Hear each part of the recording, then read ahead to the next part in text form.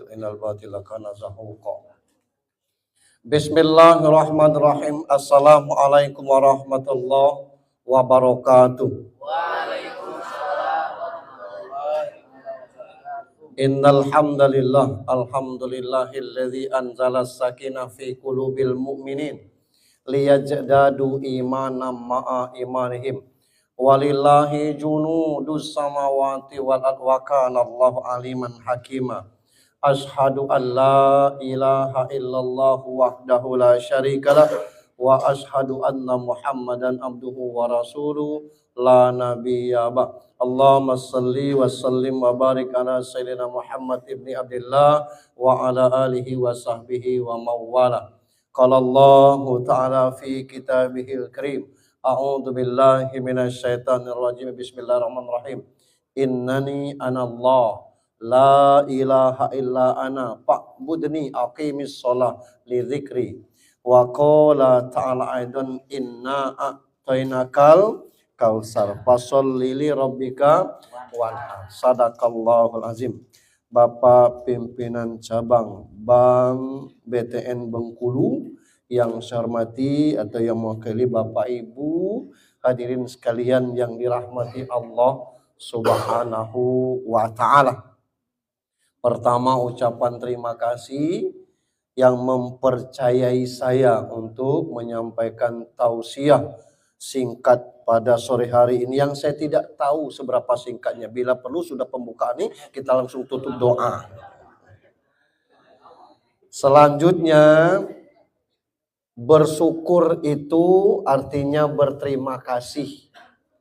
Berterima kasih itu tandanya kita tahu bahwa kita ini sudah nerima dan sudah dikasih. Sudah nerima, sudah dikasih, tidak juga bersyukur, nanti kita termasuk orang-orang yang kufur. Kalau bahagia itu urusannya batin. Yang bikin bahagia itu cuma dua. Satu, tahu diri. Yang kedua, tahu batas. Selagi kita tidak tahu diri, tidak tahu batas, itu tidak akan bahagia. Lah tahu kerja di bank, masih juga nyelot, itu tidak tahu diri namanya. Itu. Nah maka jauhi hal-hal yang demikian itu. Nah, kita H-1 dari proses pilkada. Agak sensitif orang sekarang nih, kadang-kadang ngeheng tidak nyambung. Kita ingatkan kawan kita, jangan lupa besok tanggal 27. Ya Pak, ya Pak. Coblos siapa Pak? Bukan coblos utang kau bayar. Bukan coblos-coblos bayar, kredit bayar. Ini mentang-mentang tanggal 27 dikiranya nyoblos tuh lah. Tidak sadar utang tidak bayar-bayar itu. Selanjutnya yang bikin kurang bahagia itu cuma dua kata. Kenapa, mengapa. Lah di ujung tahun baru ngomong, ngapa tidak capai target aku dak, ngapa tidak tercapai, ngapa kini, kata-kata mengapanya tuh, ngapa tidak sebelum ini maksudnya. Jadi kata-kata kenapa mengapa itu bikin kita tidak nyaman. Ngapa pula harga sawit naik, buahnya tidak ada. Tidak usah dipeningkan itu tuh. Ini semua adalah aturan rahmat dari Allah Subhanahu wa taala. Salam dan salawat untuk junjungan kita Nabi besar Muhammad sallallahu alaihi wasallam. Sore ini kita membahas tentang tingkatan ikhlas. Sebagaimana setan menggoda kita ini bertingkat-tingkat, ikhlas juga bertingkat-tingkat. Setan menggoda manusia itu tingkat yang paling rendah, digoda dengan maksiat. Macam-macam bentuknya. Atau ngupe. Tidak ngupe orang, paling tidak lakinya itulah diupenya tuh. Nah, itu tingkat yang terendah. Kemudian kalau orang itu taat ibadah, rajin puasa sunnah, tidak pernah lupa sedekah, Setan menggodakannya dengan tinggi hati. Sombong dia. Astagfirullahaladzim. Belum mengeluarkan sedekah. Tak pulot sama itu niat. Itu tuh. Kita lagi tidur tengah malam, tahu-tahu muncul WA. Kalau WA jam 3, jam setengah 4 itu bikin dua kecemasan. Kalau tidak keluarga sakit, ada yang meninggal. Tahu-tahu ngawan ngomong, alhamdulillah sudah tahajud. Tahajud ya, tahajudlah kau seorang. Tidak usah nak nge-WA orang. Itu namanya jadi tinggi hati. Untuk itu hati-hati kita. Bapak Ibu yang saya hormati, kita belum ceramah, masih pembukaan. Selanjutnya, supaya kita tahu bahwa kita ikhlas atau tidak, kita harus tahu siapa kita. Kita ini segitiga sama kaki. Ada 3 komponen di dalam diri kita ini. Itu. Yang pertama namanya tubuh jasmani. Tubuh ini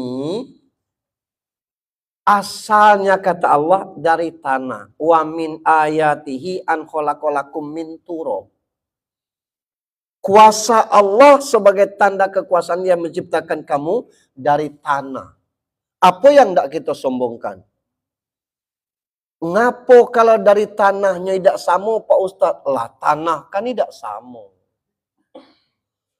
Ngapo kalau dari tanah ada yang alim, ada yang tidak Pak Ustadz? Lah mungkin tanahnya beda. Ada yang taat, ya, mungkin dari tanah suci. Ada yang tiap hari ngecot terus. COD maksudnya tuh. Itu. Mungkin dari tanah abang. Ada yang rese nih, orang beli mobil nyepanu, panas, orang nikah ngecek mentang-mentang lah dapat jodoh, tidak perasaan dengan orang yang jomblo, dia ngomel dan sebagainya. Itu pasti dari tanah sengketa. Itu jadi beda-beda dia. Hanya saja kita ini tidak bisa merequest. Kita lahir di mana, dari perut siapa. Kalau dulu bisa mesan, wahai UJH, orang manggil saya begitu. Ustaz Junedi Hamzah, kamu nak lahir di Rejang, apa di Jawa, apa di Mekah? Pasti aku milih Mekah.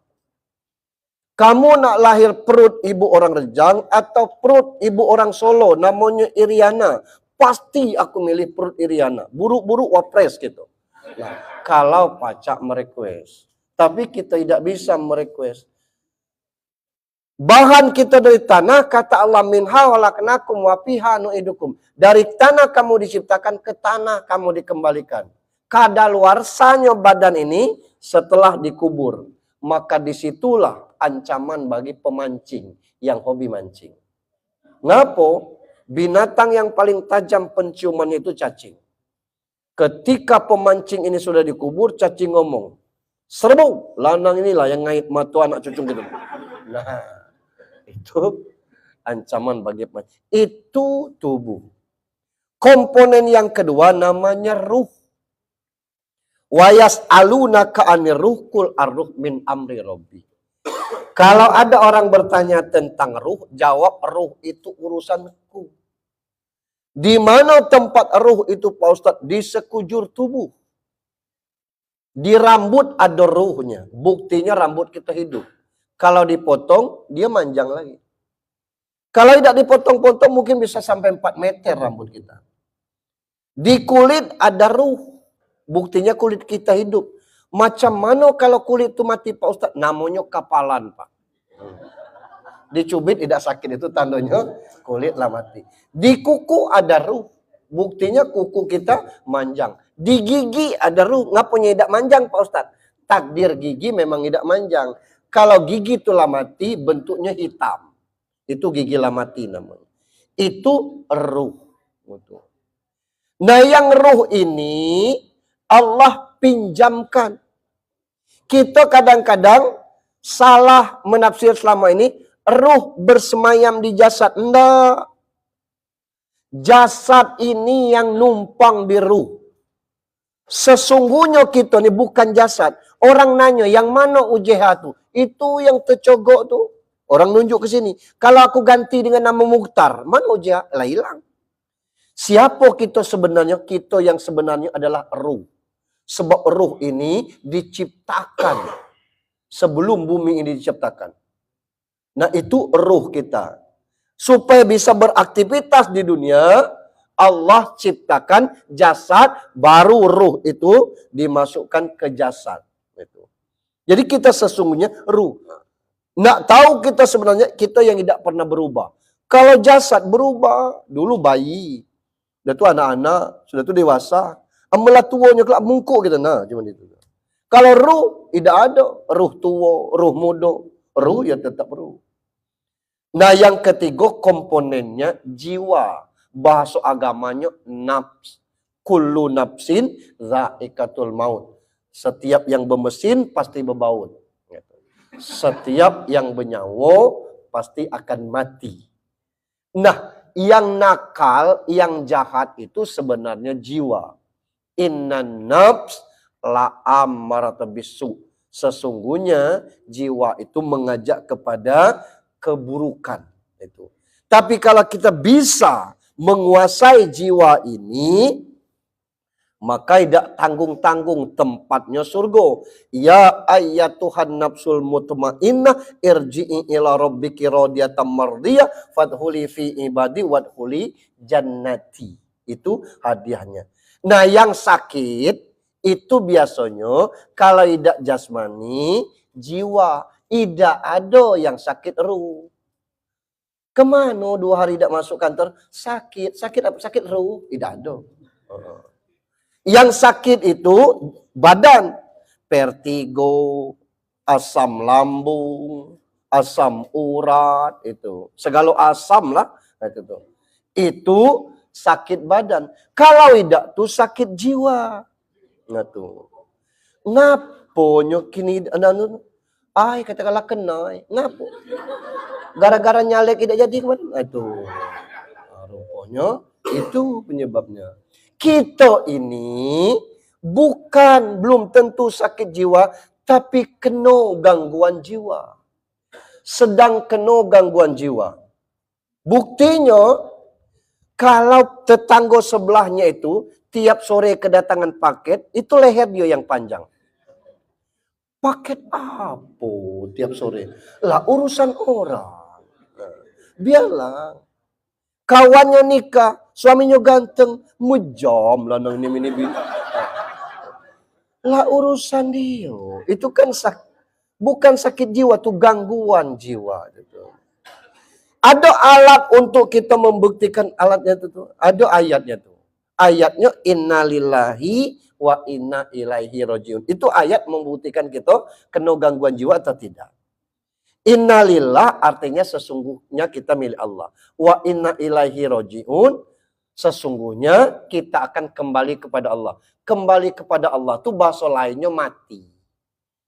Nah, bahasa mati ini rajiun. Rajiun itu artinya balik. Balik itu artinya mati. Mati itu artinya balik. Balik itu artinya mati. Saya tanya kepada Bapak Ibu, jawab dengan cepat. Nak mati kini belum? Tidak apa-apa, jujur namanya tuh. Saya tidak dengar suara yang perempuan. Nak mati kini belum? Belum itu. Nah, alat cek inilah gangguan kejiwaan ini. Besok, coba tanya ke dokter jiwa tuh. Tanya, dok, kalau orang gila ini sehat, apa tandanya? Pasti dokter yang ngomong, ciri tubuh yang gila ini sehat, pasti ngomong, aku nak balik dok, akulah sehat. Katanya. Ciri orang sakit jiwa sehat, nak balik, dia ngomong, malu aku di sini. Apa dia nangis, tidak ada keluar judul, bernyanyi, tidak bermusik ini. Gila, toba ini. Aku inilah sehat. Kata. Nah tadi ku tanya lah, nak balik belum? Jawabnya belum. Berarti masih kena gangguan jiwa. Nah inilah yang perlu kita rawat itu. Tapi kita ini kadang-kadang kurang peduli kepada kejiwaan. Lebih kepada jasmani. Asal plek dikit, itu stresnya Allah. Ya Allah. Pasti tidak pakai sunscreen kemarin ini. Masya Allah. Itu. Cak mana? Katakan pakai SR12. Itu. Pakai skincare S12. Nambah lebar misalnya, tidak cocok, ganti MS Glow. Ganti MS Glow itu. No gatal muko, ada yang elok candu Himalaya, ganti lagi candu Himalaya. Beratus-ratus nih urutan itu, bibir aku pucat, gue pakai sanen, lah pakai sanen dulu. Urusan jasmani, tapi urusan jiwa kurang kita perhatikan. Itulah yang kadang-kadang kita bikin kena mudah gangguan kejiwaan itu. Oleh karena itu, sore ini kita bahas tentang derajat ikhlas itu supaya bagaimana kita menjadi sehat jiwa kita. Wa ma umiru illa liya'budullaha mukhlisina lahuddin. Tidak Allah perintahkan kita beribadah asal kecuali kita ikhlas. Ternyata ikhlas ini tidak semudah yang kita bayangkan. Maka dia bertingkat-tingkat. Tingkat pertama ikhlas itu namanya darajatil awam. Kelas awam. Inilah kelas-kelas kita tuh. Kelas darajatil awam ini kelas yang paling rendah. Ado paalonya Pak Ustadz? Ado. Boleh tak Pak Ustadz? Boleh itu. Apa maksudnya itu Pak Ustadz? Kalau pakai BTN curup itu. Ya, curup itu. Ifradul haqi kasdil ibadah ma'atola bil khususid dunyawiyah wal akhrawiyah. Kahibzil badan wal mal wa sa'atil rizq wa adkhulil jannah wan najati minan nar. Ikhlas di tingkat awam ini dia mengesahkan Allah, ibadahnya lillahi ta'ala, terselip tujuan lain. Mudah-mudahan rezeki lancar. Mudah-mudahan jauh balak. Mudah-mudahan naik jabatan. Mudah-mudahan, oh banyaknya mudah-mudahan itu. Urusannya kepada dia. Boleh. Itulah yang tingkat terendah itu. Cak mano dak musibah manjang aku nih. Gue coba sholat kata orang. Kau lah aktif belum sholat? Jujur memang belum. Coba sholat. Sholatnya lillahi ta'ala, tapi dia berharap tidak lagi banyak ujian-ujian itu. Alangkah segonya rezeki masuda, bisnis ini macet, bisnis itu sholat duha kata orang. Kapan itu? Iya namanya duha, pagi-pagi lah. Ngantor, sebelum jam kantor tuh pacar. Tengok jam-jam kita ngantor orang belum tampil. Duha lah, berapa rakaat? Ya minimal 2 rakaat. Tiap harinya duha. Ngarok apa? Ngarok rezeki itu. Tapi lillahi ta'ala. Ailum juga datang rezeki duha lah jalan. Baca surat Al-Waqi'ah. Iya po. Iya. Aku tidak hafal. Bukan hafal dibaca. Bacanya surat Waqi'ah. Adalah rezeki tapi dikit nih ya nambahnya. Macam mana dah? Duha sudah. Waqi'ah sudah. Pancing. Mancing macam mana? Ya sedekah. Cak orang mancing ikan lah. Kalau umpannya kecil, dapatnya kecil. Kalau umpannya besar, dapatnya besar. Rajinnya sedekah. Ada rezeki dikit-dikit. Betul kata awak tu sejak awak sedekah ni aman, awak tenang dan kan. Ini ikhlas tingkat awam. Dia memang lillahi ta'ala, tapi terserip harapan lain. Itulah yang kadang-kadang awak umroh tuh. Ya Allah, sampaikan jodoh ini di depan Baitullah. Allah keneman. Gawe. Tidak pula nak sampai cak itu nian itu tuh. Nah kita nih kadang-kadang bukan cuma zalim pada orang, tapi galak zalim pada diri sendiri itu. Apa zalim pada diri sendiri? Dulu orang berjeger, orang keren tu bukan punya fortune dulu kan, tapi punya kerbau berpuluh-puluh. Enak punya kerbau dulu. Sore digiring masuk kandang. Pagi dibukanya nyari makan dewe. Tidak ada orang meracuni air dulu nak nangkap ikan. Paling pakai tubo, tidak bahaya begitu tu.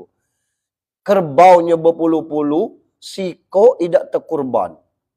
Kerbau berpuluh-puluh, sekali tidak pernah berangkat umroh. Akhirnya, tidak kerbau mati duluan, yang punya kerbau mati. Selesai urusan. Sekarang ganti dengan sapi. Punya sawit 5 hektar, di bawahnya diintegrasikan dengan sapi. Sampai 15 sapinya. Cubalah diajak berkurban. Aku tengok 15 sapi kau tu, ku hitung dan sebagainya.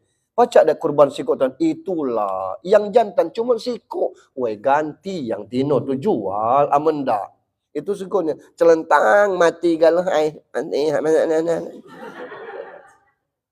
Lah tahu kita berduit. Cari paket umroh yang murah-murahnya. Nanggung jauh dari hotel.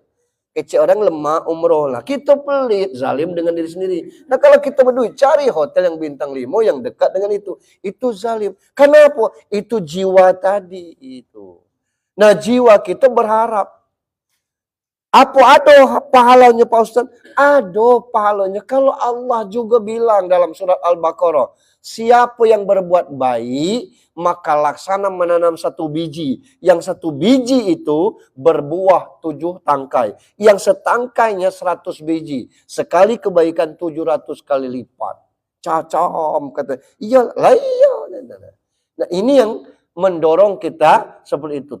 Urusan kita ibadah tetap, tapi harapan-harapan dunianya lebih kencang. Boleh model itu? Boleh. Tapi itu tingkat ikhlas yang paling dasar. Tingkat ikhlas yang paling awam. Nah yang lebih parah lagi, dia berharap dunia, tapi urusan kepada Allah tidak diijung. Padahal, wa ma khalaqtul jin wal ins illa liya'buduni. Tidak kami ciptakan jin dan manusia kecuali untuk beribadah kepadaku. Urusan dunia ini tidak akan habis-habis itu. Mentoknya lah OTT KPK. Mentok selesai. Batas. Itu pun masih ada terselip harapan di situ. Nah ini. Yang kedua, darajatul hawas. Ifradul haqqi fil ibadah ma'adola bil khuzuzil ukhrawiyah qad khulil jannati wan najati minan nar wal ma'rifati wal musyahadati wa ghairiha. Tingkat yang kedua ini itu tingkat khawas khusus. Dia ibadah karena Allah, tidak lagi ngarok dunia, tapi apa? Mengharap akhirat. Dia dikasih sifat-sifat makrifat, sifat-sifat musyahadah. Apa makrifat itu? Oh iya Pak Ustaz, pengetahuan tentang sesuatu hal. Musyahadah itu dia merasa kehadiran Allah pada saat dia ibadah. Ini tingkat yang kedua. Tidak lagi urusannya urusan dunia, tapi urusannya akhirat. Abdalu dzikri fa'lam annahu la ilaha illallah. Bukan 100 kali, 1000 kali. Tapi apa tujuannya?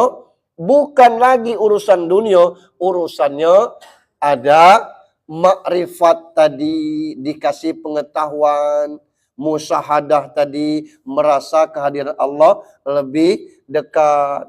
Dia bersedekah bukan tujuannya untuk tambahan rezeki dunia. Dia tidak pernah khawatir urusan rezeki dunia, tapi kepada hal-hal yang akhirat. Agak lumayan yang tingkat kedua ini. Tidak lagi ngija urusan dunia, ngijo maksudnya. Bahasa Indonesia kan ngija. Tidak lagi ngijo urusan dunia, dia lebih fokus kepada urusan akhirat itu. lebih kepada urusan-urusan dunianya. Dia tidak pernah meragukan tentang hal itu sebab innallaha la yukhliful mi'ad, katanya. Sesungguhnya Allah tidak pernah akan dusta dengan janji-janjinya. Tinggal macam mana membenahi hati, macam mana membenahi akhirat. Dia puasa Senin Kamis bukan tujuannya untuk dunia tapi untuk akhirat. Yang ketiga, ini derajat yang paling tinggi. Darajatul hawasul hawas. Derajat yang paling tinggi. Tahqiqul ubudiyah wal qiyamu bil hukukir rububiyah fil ibadah. Dia beribadah semata-mata memantapkan kehambaannya kepada Allah, mendirikan zat dengan haknya, artinya bahwa dia tidak lagi khawatir urusan dunia, urusan akhirat. Urusan surga, urusan neraka, hak Allah. Nah ini sudah tingkatnya para waliullah. Tingkatnya pada syekh-syekh besar. Pernah ada kejadian kisah ini pada Syekh Abdul Aziz Ad-Dabak. Syekh Abdul Aziz Ad-Dabak ini taat yang ibadah. Nah, ketika malaikat turun ke langit dunia Baitul Izzah, ada tulisan di situ. Salah satu penghuni neraka itu Syekh Abdul Aziz Ad-Dabak. Malaikat kasihan nengok gaya ini, taat niat ibadah tapi catatan untuk dia di neraka. Turun malaikat itu. Dia ngomong, bro, itu. Bahasa gaulnya itu jatuh. Maaf Tuan Syekh, saya lihat Syekh ini rajin ibadah. Tapi catatan nama Tuan ada di neraka. Apa kata Syekh Abdul Aziz Adab? Saya tidak ngija itu. Tidak ngijo maksudnya itu. Itu urusan Allah. Mau di surga, mau di neraka. Tidak berubah cara ibadahnya. Jangan kita. Kau dapat kabar neraka. Ya berhenti. Sembayang mulai itu. Percuma baik. Itu kelas kita. Kalau Syekh Abdul Aziz tidak. Itu. Dia tetap ibadah. Ketika malaikat suatu saat turun lagi ke langit dunia. Hilang catatan itu. Dia sampaikan lagi kepada Abdul Aziz Ad-Dabak. Lah hilang catatan itu, terserah lah kata Syekh Ad-Dabak itu.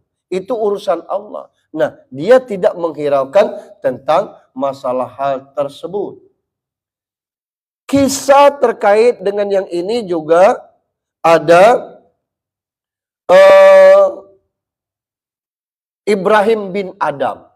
Ibrahim bin Adam ini sebelum ke Palestina, ke Aqsa, dia beli kurma 2 kilo di Madinah. Yang jual kurma itu orang Latuo.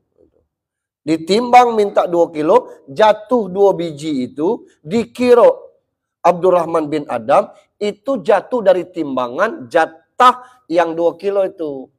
Dia makanlah yang 2 biji itu. Nah begitu sampai di Palestina, di Masjid Aqsa, sedang ibadah berdoa, malaikat dialog. Bapak Ibrahim bin Adam ini doanya sekarang tidak diterima lagi oleh Allah, ditolak oleh. Nah, kata malaikat yang satunya ngapo? Dia makan kurma 2 biji, tidak pamit kepada penjual kurma. Dia sangko itu yang dia beli, padahal itu tumpah, bukan hak dia. Kemampuannya mendengar itu menangis. Abdurrahman Abdul Aziz itu nih, bin Adam. Dia tinggalkan Aqsa, balik lagi ke Madinah. Lemak kalau sekarang ada pesawat. Dulu mencapai 4 bulan. Begitu sampai ke Madinah, nanya, mana gaib tua yang jual kurma? Kata kawan, lah mati. Kapan mati? Bulan yang kemarin. Ngapo? Aku pernah beli kurma dengan dia. Temakan 2 biji. Aku minta ikhlaskan. Itu Syekh Ibrahim bin Adam. Yang kita temakan 2 biji bermasalah. Alang pula kesegau lah jadi tai pula. Oh, kata kita. Nah ikhlas-ikhlas dan tak sudah. Itu kita. Makanya kelas awam. Kau siapa? Kami ini anaknya. Katanya. Berempat ini kami anaknya galau. Aku minta ikhlas yang 2 biji itu. Ah gampang itu Pak, katanya. Kami ikhlas. Cuman kami ini 11 beradik. Berempat di sini, ada lagi 7 lagi nyebar, dicarinya satu-satu untuk minta ikhlas itu. Kita mungkin sulit sampai ke sini, kita bisa sampai ke tingkat yang kedua saja sudah lumayan itu. Tidak perlu mengkhawatirkan rezeki dari Allah karena Allah sudah pasti ngatur itu. Salah satunya kejadian ini banyak kisahnya di negara kita. Ada nenek tua yang jual tempe. Jual tempe harian itu, bikin hari ini, jual luso. Bikin besok, jual berikutnya. Tiap hari model itulah. Untungnya cuma 50.000 di pasar kalangan. Hari itu nenek ini jam 3 buka tempenya belum jadi. Nenek itu terkejut, oh my god. Ini baca bahasa Inggris nenek itu. Nggak jual apa ini. Dia hitung jam 3, jam 4, jam 5. Ayolah jadi kelak jam 5. Dia tahajud, sholat itu. Terus masuk subuh, dia subuh, mandi, kemudian bersiap-siap untuk tuh sarapan. Dia intip, masih belum jadi. Belum jadi gitu. Tapi ke pasar jam 7 kelak sampai ke pasar 2 jam lagi. 4, 5, 6, 7 masuk 4 jam tidak jadi. Dia tetap ke pasar. Sampai ke pasar, dia buka tempe. Alhamdulillah, belum juga jadi. Tidak dibukanya. Yang lain jualan, dia sibuk. Netes air matanya. Orangnya bahasa Jepang, karena yang jual-jual tempe itu pacak bahasa. Kenapa tuh mbak? Kok nangis? Buat apa-apa? Buat aku kelilipan. Itu bahasa Jepangnya model itu. Ada apa mbak? Kok nangis? Enggak, mata aku kelilipan katanya. Lah ngapa jualannya tidak dibuka? Engkau wae, kelak baik. Orang lah jualan habis, tinggal dia sendiri. Ada ibu-ibu yang pakaiannya agak necis, berkeringat, nyari-nyari. Mbah, orang jualan tempe di mana ya? Di sini, barisan ini jual tempe. Mana orangnya? Udah pada pulang, tempenya habis. Kenapa? Ya Allah, gimana ya? Mau apa? Saya mau nyari tempe yang belum jadi, katanya kan. Maksudnya, iya yang tempe belum jadi, dibuka mbah tuh. Yang kayak ini, iya, katanya kan. Terkejut mbah itu tuh. Untuk apa? Anak saya kuliah di Korea Selatan. Kalau dikirim yang sudah jadi, tidak pernah bisa dia makan karena sampai ke situ busuk. Kalau yang seperti ini, sampai ke situ tempenya jadi. Berapa mbak? Berapa mau bayar saja katanya. Dibayarnya 200.000. Selama ini dapat untung 50. Ini dibayarnya 200.000. Boleh? Begitu cara Allah tentang kita. Nah, kita ini jangankan yang tingkat kedua, yang tingkat pertama aja kita masih sangat cuek. Apa tingkat pertama? Ibadah lillahi ta'ala. Macam mana nak lillahi ta'ala kalau ibadah nian tidak? Kalaupun orang azan diawali dengan ngomel, Allahu Akbar, la maghrib, alang kecepatan gitu. Itu. Begitu sampai Isya berangkat dia, semayang Isya dulu lah. Ngomel. Apa ini lillahi ta'ala itu? Nah ini yang mesti kita atur. Apa penyebab segala itu? Badan kita ini siap segala. Tidak dengaruh badan ini nih. Roh kita itu selalu pengen, tapi kalau jiwanya tidak dilatih untuk hal-hal yang baik, maka jiwa inilah yang menyebabkan itu enggan ibadah. Orang malas ibadah, wallahi, orang malas sholat, wallahi itu demi Allah keburukan dirinya itulah, bukan dari orang lain. Dan tidak bisa dinasehati itu, termasuk anak kita sendiri. Kita telepon. Di mana bang? Di rumah ya kan. Ngapa? Bisa dak habis maghrib ke rumah ayah. Ada apa ya? Ida ayah nak ngobrol. Iya. Sampai dia habis maghrib. Ada apa ya? Cak serius nih. Duduk. Kau seorang? Iya. Ayah tidak nyuruh. Bawa anak-anak tadi. Itu. Ada apa ya? Lah 2 bulan ini ayah dapat laporan. Kau tidak pernah sembahyang Jumat. Kalau sembahyang Jumat tidak tuh. Berarti sembahyang 5 waktu juga tidak. Aku kira apa tadi. Tidak penting. Apa kasih kau? Tidak penting. Iya, tidak perlu nak. Betul ya. Slow. Lah 2 anak kau. Kata kita dengan itu. Lah tua berarti. Aku ni lah tua. Ibu kalau tua. Mati kami kelak macam mana? Ya kubur. Katanya. Anak dewe itu tuh. Apalagi orang lain. Tidak bisa dinasehati orang. Nah untuk itu perlu pembenahan pada jiwa. Kemalasan ibadah itu karena jiwanya kotor. Itu. Jiwa yang kotor ini penyebabnya ya karena mungkin faktor pergaulan, mungkin faktor keturunan, mungkin faktor makanan, mungkin faktor pendidikan. Banyak sebab itu tuh. Nah, maka kalau kita bergaul dengan orang baik, persis seperti pepatah mengatakan bergaul dengan orang yang punya minyak wangi.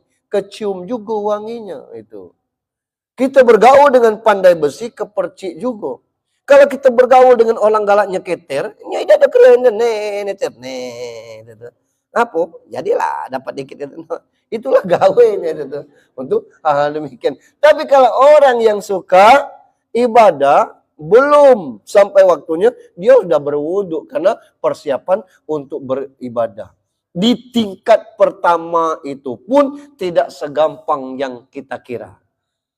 Tinggal macam mana kita melatih. Kalau untuk rezeki, tidak usah kita khawatir. Naknya Suri Kiti kerja di bank itu, dia punya nama. Sego nak ngomong security itu. Jadi kita ngomong Suri Kiti. Kita ngomong kerja di mana? Di Bank BTN. Cacam katakan. Ya apa yang cacam? Woi kerja di bank. Woi aku nih security, walaupun security katanya. Cobalah kita minjam mobil Alphard. Kita ngomong mobil minjam. Acak nih orang kerja di bank, mobil Alphard minjam itu tuh. Tapi kalau kita bawa Agia itu tuh, minjam kayak siapa? Lah mobil dewe. Iya masuk kerja di bank mobil Agia tidak mungkin merendah diri nian itu. Ini tuh. Ini. Tapi kalau kita swasta pakai emas asli sebesar jam ini, kita asli ini orang ngecek untuk apa berkeliling imitasi sebesar itu? Asli dari mana? Kerja swasta dapat emas malah itu. Hai. Tak percaya orang dengan kita. Nah itu artinya dari sisi kedudukan kita sudah diangkat oleh Allah Subhanahu wa taala. Kalau dari rizki itu bukan masalah makanan, bukan masalah, tapi macam mana kita menikmati itu. Rezeki itu ada orang yang gajinya sampai 15 juta sebulan, tapi dia tidak baca apa-apa. Dia baca makan, kita makan soto jeng, tidak baca, ngap kolesterol gitu. Ngopi-ngopi tidak bisa, ngapa? Lah diabetes gitu kan. Apa kita teh telur, jantung, lah cincin 3. Dia air putih inilah, itu. Ada orang yang gajinya 50 juta, tapi tidak bisa menikmati. Anak narkoba, laki bini lomba selingkuh, mertua merepet, tetangga cerewet. Kebilo menikmati 50 juta. Mending bergaji 100 juta tapi tidak ada masalah. Nah itu. Jadi, ya. Nah, urusannya bukan masalah urusan gaji itu. Bab banyak hal yang kadang-kadang kita tidak paham.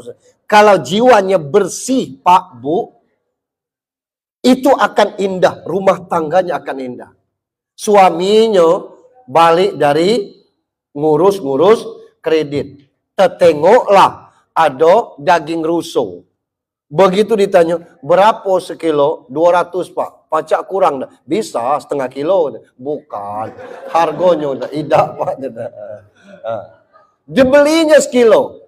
Sampai ke rumah jam 10. Dia ngomong ke bininya. Ma, ini daging ruso. Tolong direndam. Suaminya ngomong direndang. Nyo tidak tahu macam mana proses merendang ni, kelaponya nak banyak, nak digonseng, baru diiri, mana lagi nak keluar. Santannya nak kental, bumbunya nak banyak. Terpaksalah bininya sampai jam 12:30 merendang. Lah begitu selesai, nah makanlah pajuan dia gini. Terkata pajuan kalau di orang selatan, hilang seluruh makannya. Syukur kalau dia. Pajuan itu untuk binatang. Kenapa? Saling tidak menghargai. Suaminya tidak menghargai bininya, bininya tidak menghargai. Padahal makan enak. Tapi begitu balik ke rumah, sampai ke rumah, magic jar rusak, masak manual. Begitu ngomong, "Mah, masih ada nasi?" Lah, ngapa lah? Iya biasanya papa makan di luar, makan di kantor dan sebagainya. Ini tadi tidak sempat. La ilaha illallah. Anak-anak kamu sebelum les tadi makan galau. Tinggal kerak lagi. Ya kerak jadi lama. Ya kerak dingin ya. Aku masak dulu. Ya lama nak masak itu. Jadi kerak itulah. Ya masuk. Mie rebus. Rebuskan mie. Kuahkan ke mie itu pula. Mahal enaknya itu.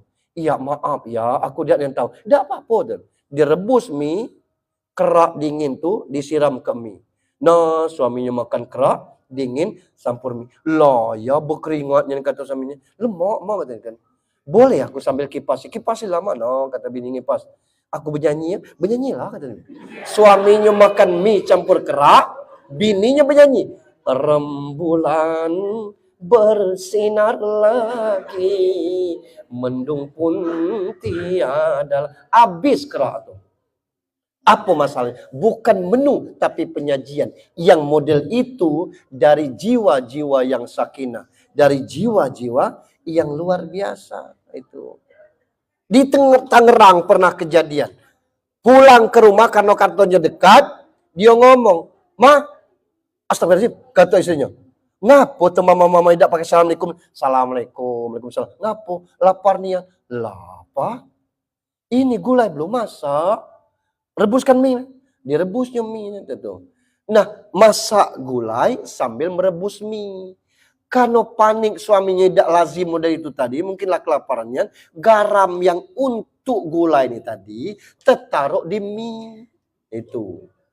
Begitu sudah, Pak, mie-nya lah siap. Lah siap, suaminya makan, disendoknya, asinnya ke luar negeri. Mah, lah masak gulai itu? Belum, tinggal anukannya dia. "Sini dong." "Ngapo?" "Duduk dekat papa." Katanya. "Apa nih papa nih?" Ada dipeluknya. "Aduh apa?" Itu tuh. "Apa? Minta?" "Tidak," katanya. Oleh suaminya disuapkannya mie itu ke istrinya. Begitu masuk mesinnya ke luar negeri, spontan bininya sujud nyium kaki suaminya. Apa yang terjadi? Kedua-duanya nangis bahagia. Gitu. "Maaf nian Pak, itu mungkin garam untuk gulai termasuk di mie." Jangan orang Rejang pecah mangkuk mie. Nah, disitulah menandakan tidak seluruh orang Rejang itu kan. Kelak ngamuk pula orang Rejang di TikToknya. Aku tidak. Nah, itu. Jadi itu yang ingin kita sampaikan. Bapak Ibu yang saya hormati, landak sampai maghrib ini. Aduh, saya pikir demikian. Kalau ada pertanyaan silakan. Alhamdulillah tidak ada. Gitu. Mari kita sudah. Udah ada kan? Nggak usah tanya-tanya. Mari kita sudahi dengan sama-sama berdoa. Ala hazihin niyah wa kullu niyatin sholihah. Lillahi lahumul al-fatihah. A'udzu